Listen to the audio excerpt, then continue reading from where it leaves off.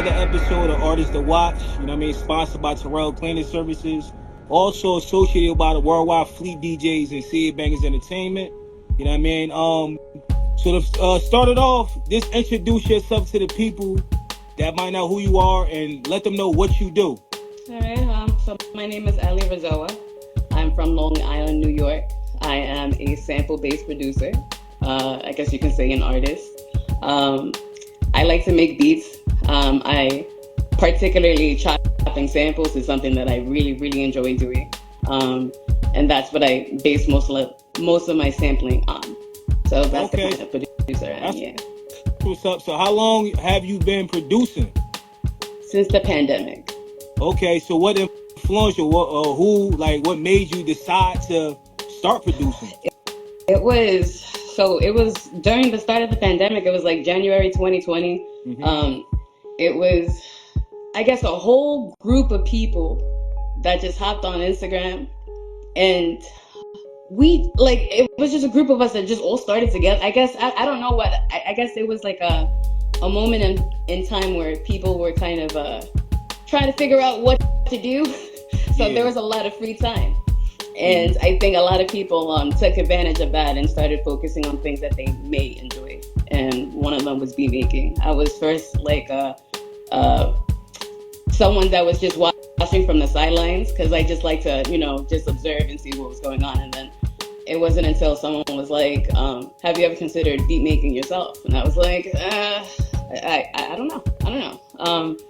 But I decided to pick up a MIDI keyboard. Mm-hmm. Then I purchased a DAW, which is I use Ableton, and I've been producing ever since then. All right, so that wasn't too long. The pandemic was like probably 5-6 years ago. I mean, to certain people that is long, but usually people start when they're younger. So you never had any drive to want to do when you was younger. So it was like just a pandemic, and you just pretty much fell in love with it.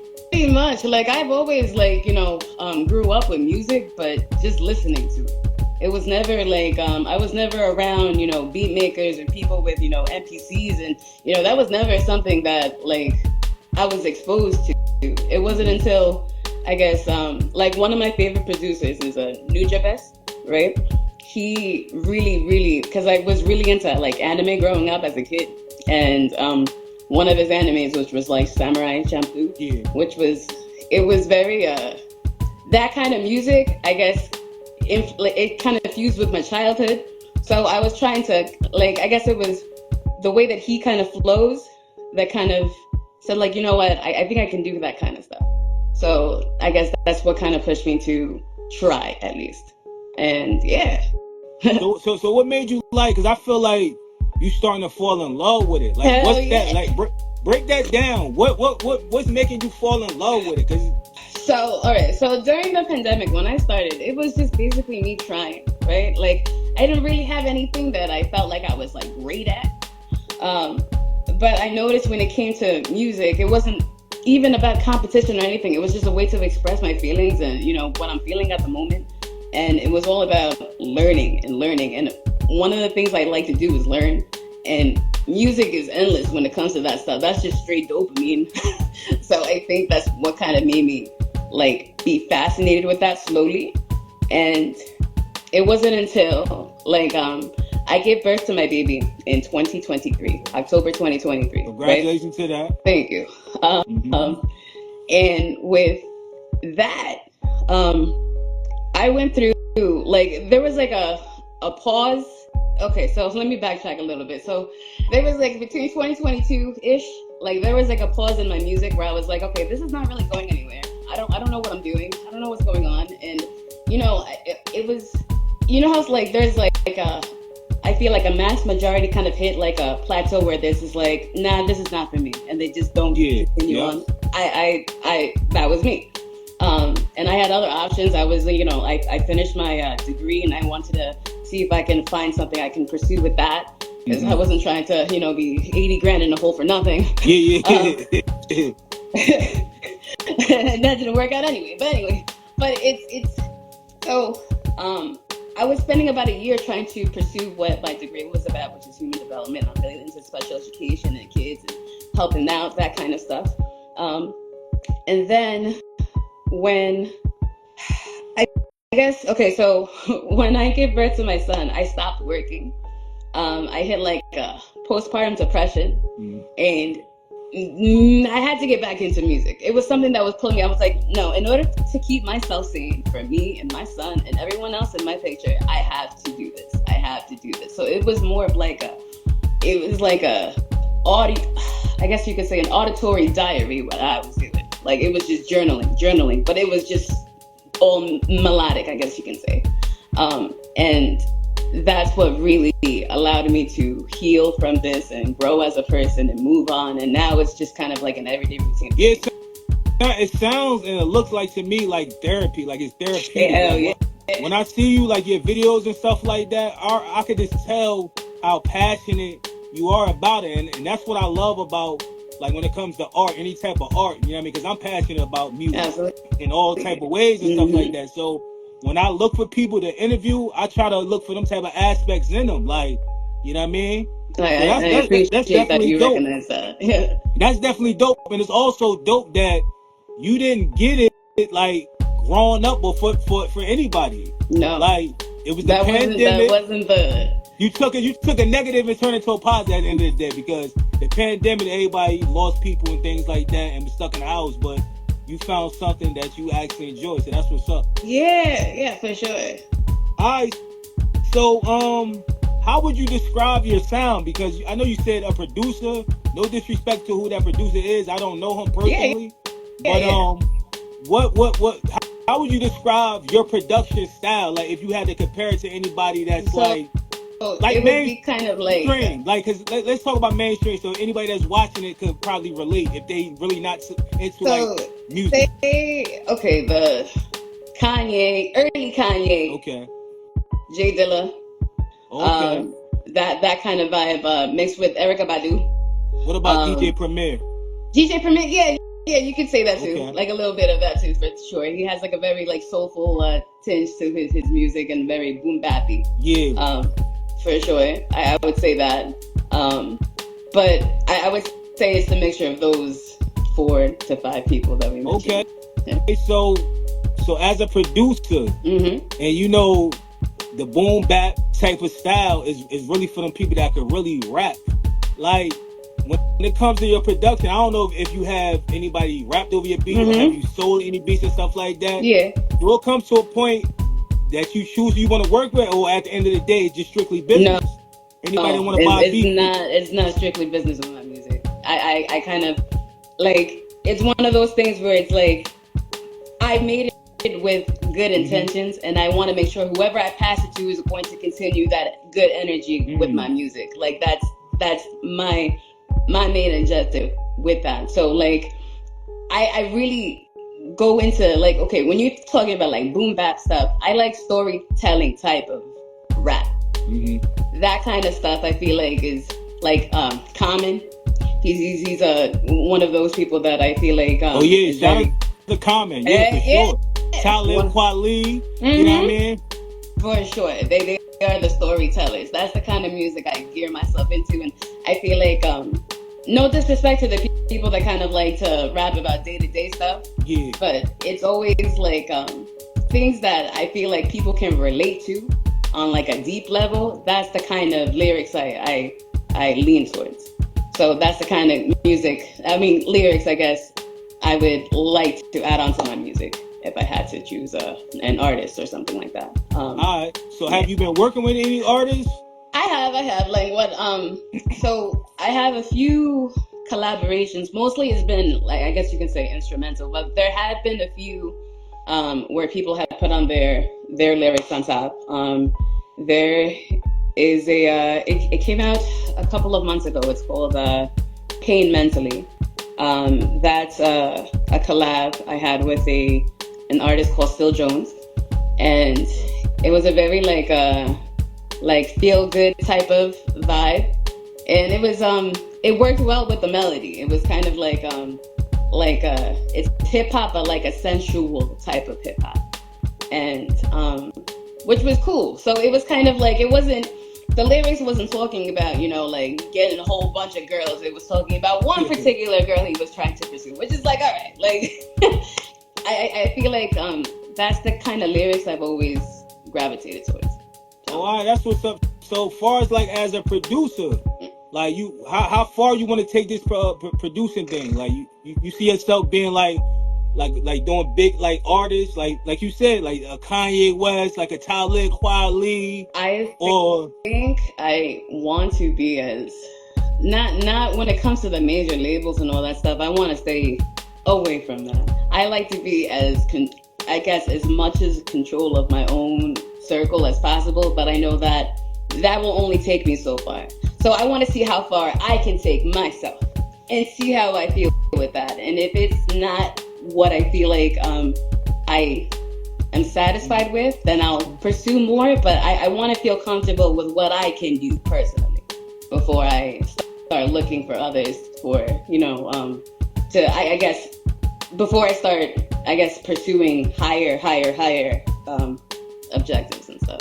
now I understand. So, what piece of advice would you give to an upcoming producer? Because it ain't easy. Like a lot of people got to understand. Like when it comes to anything that you serious about, you have to invest. And I ain't just talking about time. You have to invest money. You know what I mean? Because you got to buy the 1000%. equipment. You know what I mean? If you're an artist, you got to book studio sessions and stuff like that. So, can you just give some advice to any up and coming producers or anybody that want to be in production? I guess you can say one thing that I've personally learned, because I don't like to say things that I haven't really taken into consideration myself. So one of the things that I've learned is if you personally don't see yourself as like the greatest as you can be, is not going to happen. Luck could be a huge thing, but if you can't envision yourself in that position, it's going to be very, very difficult for you. External validation only can go so far, right? Like I feel like that's what we do with social media. It's all external validation, but at the end of the day, it's kind of like when you turn the phone off, do you actually believe what people are telling you about how good your music is? I really, really, really had to reel that lesson in. And I think that's what's been pushing me to move further with my music, is really, really trusting that I can achieve great things with my music, whether it be, monetary wise, or whether it be spiritually when it comes to, healing people and, making people happy and all that stuff. That's another thing that really makes me happy too, is when people are like, yeah, I really love your music. It really makes me happy to hear it. That makes my day. That makes my day. Now that's what's up. Have you had any struggles of like being a female producer? Because I feel like every time I talk to female artists, it's always struggles. You know what I mean? Because men predominantly run a lot of these corporations and stuff like that, and it seems like it always get uncomfortable. So just tell us. To a point, I feel like I am a female producer, right? But for some reason, there are some people that can't get over the first word, which is female. Female, yeah. Which is crazy, because it's like, okay, those things, it's kind of like they change the vibe with things, and they just kind of I guess it's hard in the I guess when it comes to interacting and networking, when you realize that the person that you are like trying to collaborate with is the opposite gender. I feel like there are certain people, I would say the majority of men are awesome with this. They are very, very respectful. They are very, very polite. And I feel like I'm like, okay, like I feel like they don't just see me as a female. They see me as one of them when it comes to like adding to the music, But there are some people who will just assume that it's playtime. And it's like, whoa, like this is, what are you doing? What are you doing? It's work. Yeah, it's work. Business at the end of the day. It's never personal. Yeah. And I don't.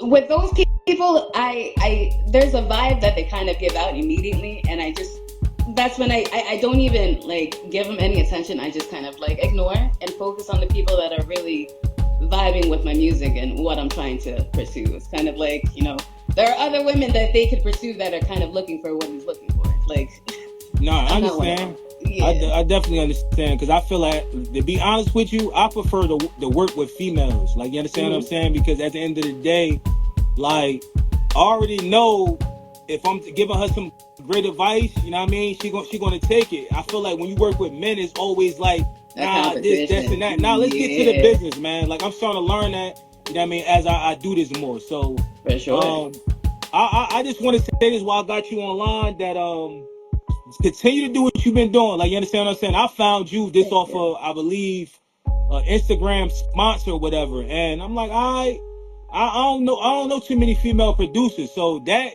right there made you stand out alone. Like, oh, all right. Yeah. Then the type of vibe I get, like when I said DJ Premier, that's the type of vibe I Right. get from you. That type Thank of somebody that's you. really gonna That go really up means there a lot to me. Thank you. and really spit something. You know what I mean? So I appreciate Thank that. you. Just continue to do your thing, you know what I mean, 100. and continue to push. At the end of the day, to anybody that's watching, music is therapy. No matter what you're going through, you know what I mean, good 1,000. or bad, yo, music's gonna make you feel good, especially if it's with good intentions. Like, you know what I mean. And I love people that's really serious about their craft, and that's the only people I work That with. Only if you serious about your that's craft.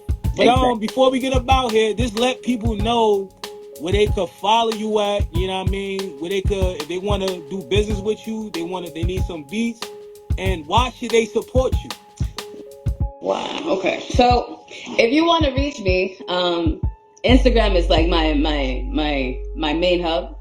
Instagram is probably my best way. If not, my email is ellierizzoa@gmail.com, which is pretty straightforward.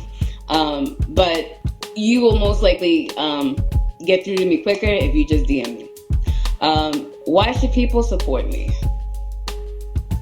Because I'm authentic, I guess you can say. I don't really, I don't strive for perfection when it comes to my music. I see that there's always room for improvement, so I just give out what I give out. Um, People could take it, people could leave it. It's kind of like I don't really, do things to impress others. It's kind of like I am me.